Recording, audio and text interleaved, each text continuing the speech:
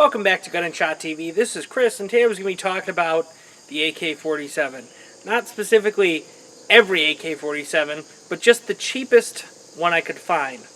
Now, this is Serbian, Yugoslavia is not a country anymore, NPAP. Now, it is a clone, not necessarily 100% faithful clone, of the Russian AK-47.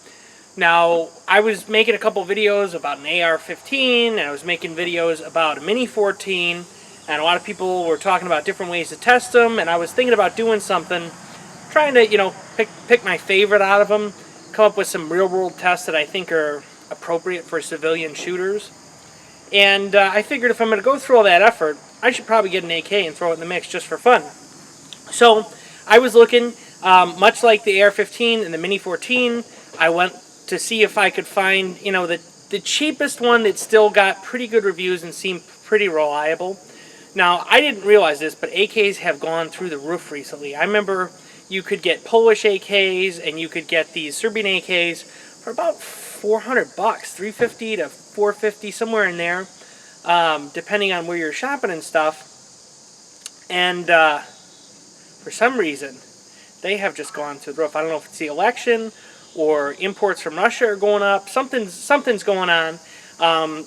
There's two big ways to get AKs now. To get them in country, you can either get one that comes in country and has been altered with like a thumbhole stock and has the bayonet lug removed and a bunch of stuff to get around certain import restrictions, or you can get the parts from another country, and then a company in the U.S. can make the receiver and assemble the gun here. And then you can get around some of those laws that ban evil features for import. Now, this gun is actually made in Serbia at the Zastava factory. And it's imported with some extra wonky stuff on there, different stock and such. And then the importer Century changes that stuff out and makes it more like what you see right now. Now, these guns are pretty cheap. I paid $600 for this. I think that's fair. Apparently, Century has raised their price, so now rather than $600, the dealer price is going to be somewhere on $600 to $650 for the dealer cost. So you're going to expect to see these probably from $650 to $750 street price. So those are going up like crazy. But I wanted to have one that was made out of country in a factory that had made AK pattern rifles before. Some of the newer imports where they're importing the parts and they're building them here in the U.S., some of the lower end ones seem to have problems. So I kind of wanted to sidestep that, and I feel like, I'd rather have a factory that had been making them for quite a while rather than a startup. I know there are some higher end AKs in the U.S. that are made in the U.S. That wasn't what I was looking for. Like I said, I was going for a cheap budget option just to see how well it would run and have something that's comparable with the 500 AR and the $500 Mini 14. So this came with one Magpul mag, just a basic PMag, AK PMag. Really not much else with it. I got a sling for it. I was looking for an appropriate sling. The slings are cheap. They're only like $10 for a Yugo sling, but they're online. You have to pay shipping on it. So I was looking around, seeing what I could do, and then I remembered I'm within half an hour, let's say, of Our Guns, which is a big AK/AR shop. They build and sell parts and stuff. So I stopped in there, and they had this Bulgarian sling for $5. I thought that was a good deal. They also had some M1 style web slings that I picked up for an Appleseed for $15. So they had some pretty good deals. But for $5 for this surplus Bulgarian sling, it does, I think, everything I'm going to need out of the rifle. And then the only other thing I wanted was some extra mags. So when I was at the shop, they actually had a pile of 3 of these back in their junk bin. These are Korean knockoff AK mags. They seem pretty sturdy. Now, I saw varying, conflicting reviews online about these. Some people were saying they were really shitty and flimsy. These actually feel pretty sturdy, and there were a lot of reviews that said they had good luck with them. So I don't know if there's different batches of the Korean ones. But if you look, they say made in Korea on the bottom. They're this gray. The only thing I don't really like about them is they got this sharp lip, but that's kind of standard with metal AK mags, so not much I can do about that. So one thing unique about the NPAP, as this is, these supposedly had a bigger stock that would cause what a lot of people call cheek slap, where the butt would hit your face. Now, I've shot this one quite a bit, and I didn't have any issues with it. But they have changed the stock. Century now calls this their Warsaw stock, and it's a different profile than the traditional Yugo stocks. So I don't know if that's it, or it might be my goofy arm-up stance that I use that's keeping the gun from bouncing around, but I'm not having problems with that. One drawback of these as well is they don't have the chrome lined bore. It's not a huge deal if you're not shooting corrosive ammo, but it would be kind of neat to be able to shoot the corrosive and not worry about it so much. But either way, I'd still be cleaning the gas system and all that stuff anyways if I was shooting corrosive, so it's not a huge deal to me. But some of the, like the Polish WASRs, they have a chrome lined bore, so if you can find one of those cheap. I looked, and I found these for $600. I found Red Army Standards for $600, which those are Century American-made receivers with import parts. And like I said, I hadn't heard the best things about those. And I did find a couple WASRs, but they were like $850, which was ridiculous to me. I mean, I remember those were $350, $400 all day long. So I wasn't going to pay that for that.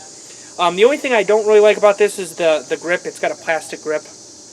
I would prefer a more standard wood grip. I understand the Yugos have a little bit different grip angle or length, so I may have to cut down a regular AK wood grip or mess with it a little bit to get it to mount, but I'll probably do that eventually. But other than that, I mean, it has a scope mount on the side here, so you can get a scope that goes over, but that's not a huge thing for me. I kind of just like rifles to mess around and plink with, so I'm not that worried about putting optics on it.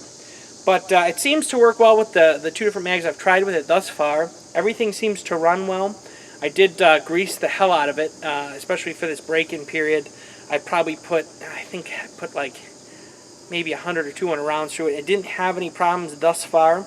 The only weird issues I've seen with it is it has a little bit of like surface rust, or maybe it's even like anti-seize copper grease up here.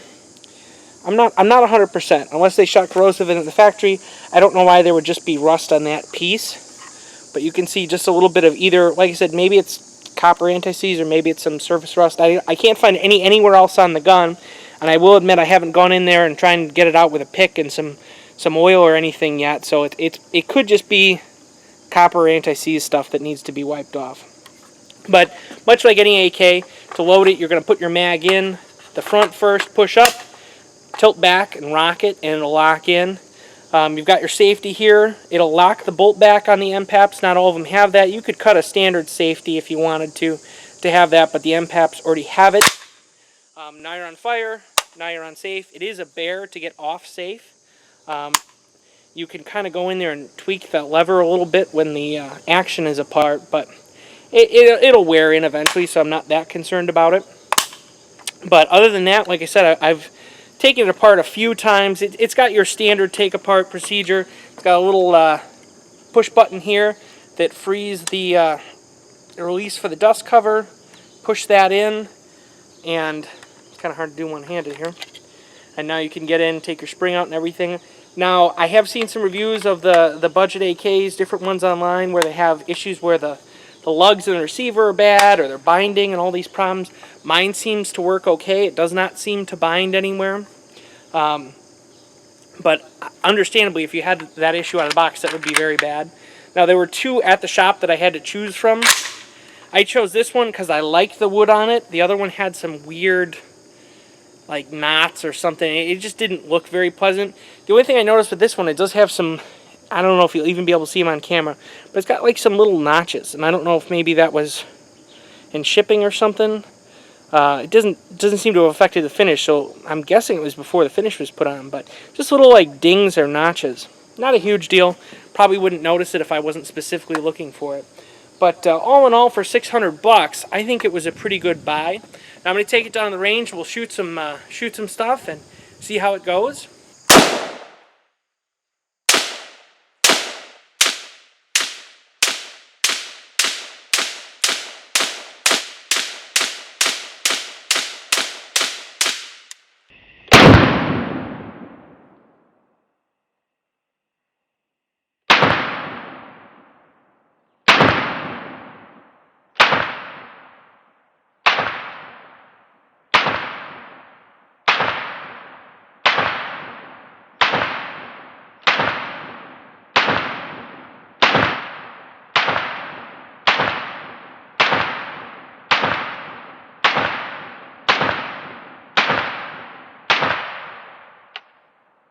So here we go with a Korean AK mag.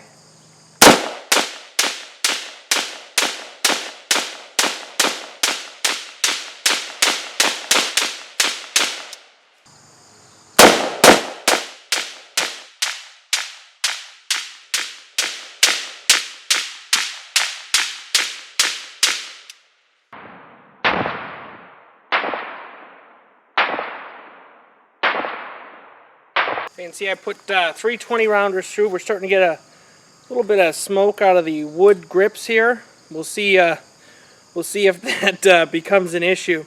But in reality, it's it's new. It's going to get a little bit of grease and oil and stuff out of there that's going to burn out. So I'm not that concerned about that. Let me put up some cans of soda and we'll start planking for points. I seem to have dropped some grape drink downrange.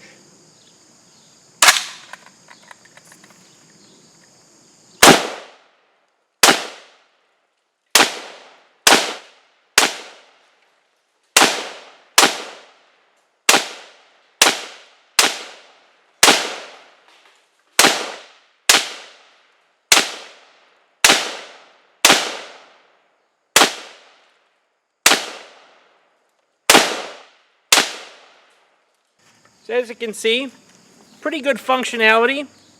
Seems to hit the cans okay. This is Chris for Gun&ShotTV. Hopefully you learned a little bit more about the current budget AK market. And hopefully if you're looking, grab one of these at these prices right now. They seem like they're going up even higher. Like I said, I think $600 is a deal. I was looking online and now everything online even is up to $650. So I can't imagine what local prices will be once local shops sell out. But if you like the video, if you want to see more videos, you got suggestions on good things you'd like to see me test or do with the rifle that are non-destructive. Like I said, this is my gun. I do not want to wreck it. I'll do things within reason, but I'm not just going to beat the snot out of my stuff for absolutely nothing but internet points. So if you like the video, you want to see more stuff, make sure you click like. If you subscribe, we'll keep throwing up more videos as I get time. And thanks for watching.